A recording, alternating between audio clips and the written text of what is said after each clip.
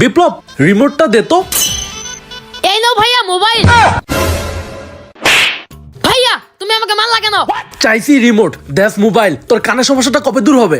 আমার তো মাথায় সমস্যা না, আমার কানে সমস্যা। আরে আমি তো বললামই তোর কানের সমস্যা। আবার বলো আমার মাথার সমস্যা। তুমি জানো না আমার কানের সমস্যা? আমার চোখের সামনে থেকে এখন যা। আচ্ছা যাইতেছি। ঠসার বাচ্চা ঠসা। এই বিপ্লব আমার জন্য একটা কলম নিয়ে আয় তো। ভাইয়া এই নাও তোমার কলা। আমি কি তোর কাছে একটা কলা চাইছি? আমি তো কলম চাইছি। ও আচ্ছা, নিয়ে আসতেছি।